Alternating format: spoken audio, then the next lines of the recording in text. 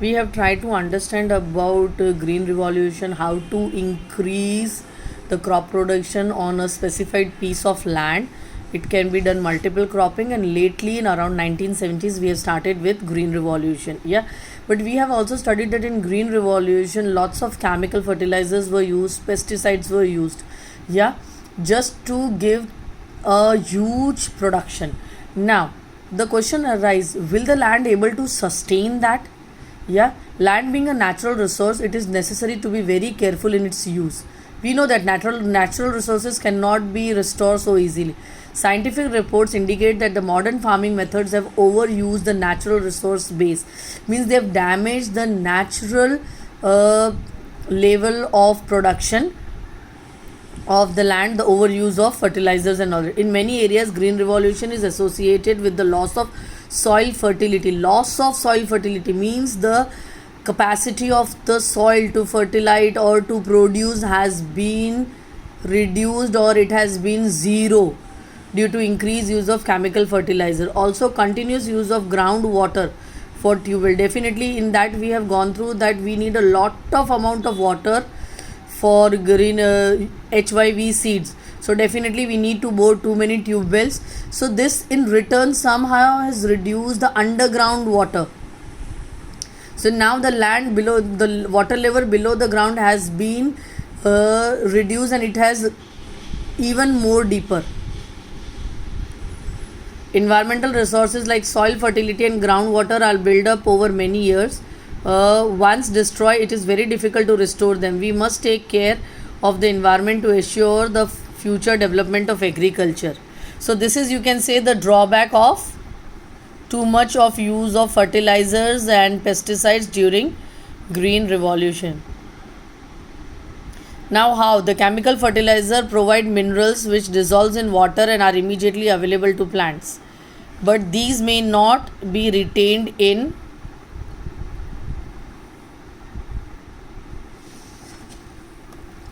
soil for a long. Retained means they don't stay in a soil for a longer time. They may escape from the soil and pollute groundwater, means they go even deeper. So everything which is dissolved by chemical fertilizers, by water for the plantation, it is not absorbed by all the grains, but somehow they go more deeper inside to the layers of the soil. And which and how add this chemical to the groundwater, rivers and lakes. Chemical fertilizer can also kill bacteria and other microorganism in the soil. This means sometime after their use, the soil will be less fertile than ever before. The consumption of chemical fertilizers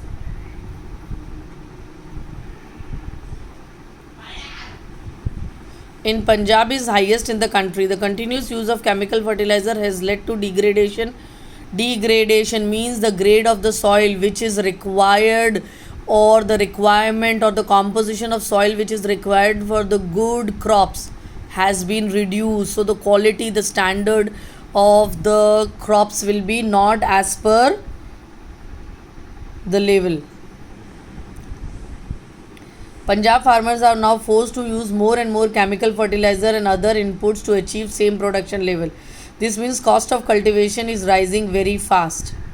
Now, we have till now done about land is fixed, multiple cropping, then will the land able to sustain. The next topic is good. How is land distributed between farmers? We have studied earlier that there are 450 families in Palanpur. Yeah, so some are very rich landowners, 80 families, and rest of some families are of scheduled caste and scheduled tribes. So the land is not evenly distributed in Palanpur. So now what are the problems faced over there?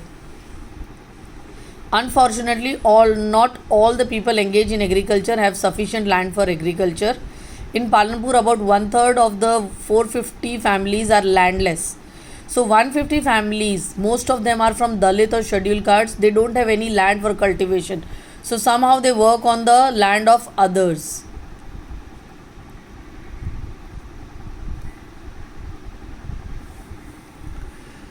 Of the remaining families who own land, 240 families cultivated small Small plots of land less than 2 hectares in size, cultivation of such plot doesn't bring adequate income to the farmer's family.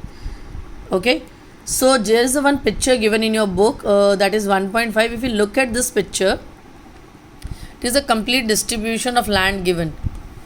To the extreme left hand corner we can see small plots are there. Then you can see big chunks also, that are rich farm owners, land owners. And there are medium farmers also, they are not too small, not too big. So those who have a small plot of land, yeah, so they don't have enough adequate income. They can only grow that much which can fulfill the stomach of their family, but there is not only food on which we can survive. We need other factors in our life as well. In 1960, Gobind was a farmer with 2.25 hectares of largely unirrigated land.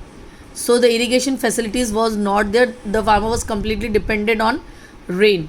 With the help of his 3 sons, Gobind cultivated the land. Though they didn't live very comfortably, the family managed to feed itself with a little bit of extra income from one buffalo that the family possessed. Some years after Gobind's death, this land was divided among his 3 sons.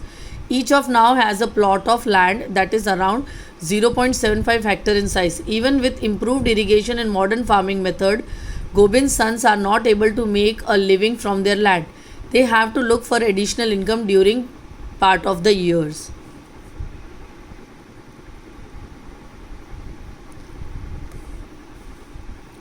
On the other hand, more than half of the area of the village is covered by the plots that are quite large in size. In Palanpur, there are 60 families of medium and large farmers who cultivated more than 2 hectares of land. A few large farmers have land extending over 10 hectares and more.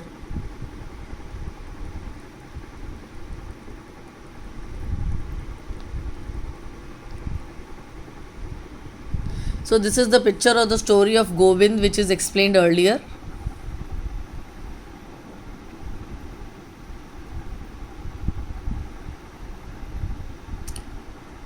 Okay, so it seems that cultivation land was very less with some of them, very more huge with other families, so there was not a balance between them. Now the next topic, after the land is come, who will provide the labor? From where does, see, the rich or the medium or the large landowners need laborers. Now from where the labor will come? After land, labor, it is the next necessary factor for production. Farming requires a great deal of hard work. Small farmers, along with their families, cultivate their own fields. Thus, they provide the labor required for farming themselves. Medium and large farmers hire farm laborers to work on their fields. They can use scheduled castes, tribes, or small farm owners which need go for additional. They search for additional income. Farm laborers come either from landless families or families cultivating small plots of land. Unlike farms, farm laborers do not have a right over the. This is the complete picture which is showing the discussion between the two people, how they have to manage. Crops grown on the hand. So if you're working on somebody's farm, it doesn't mean you have any right about the crops grown in that farm. Instead, they are paid wages by the farmer for whom they work. Wages can be in cash or in kind. Kind means they can get the crop also if they want. Sometimes laborers get meals also. Wages vary widely from region to region, from crop to crop, from one farm activity to another farm. See, the wages are not fixed. They depend upon the type of work, which crop, because some crop needs too much of manual effort, some don't need much. Yeah. And even the wages are not fixed throughout the India. It keeps on changing from region to region. There is also a wide variation in duration of employment. Some crops need a long period of labor, some crops need a very small. A farm labor might be employed on a daily basis or for one particular farm activity like harvesting for the whole year. Dala is a landless farm laborer who work on daily wages in Palanpur. This means he must regularly look for work. The minimum wages for farm laborers set by the government is rupees 60 per day, but Dala gets only 35 to 40. There is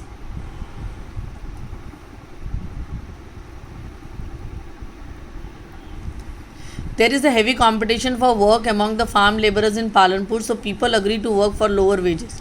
Dala complains about his situation to Ramkali, who is another farmer labor. That conversation is given in the cartoon earlier. Both Dala and Ramkali are among the poorest people in the village.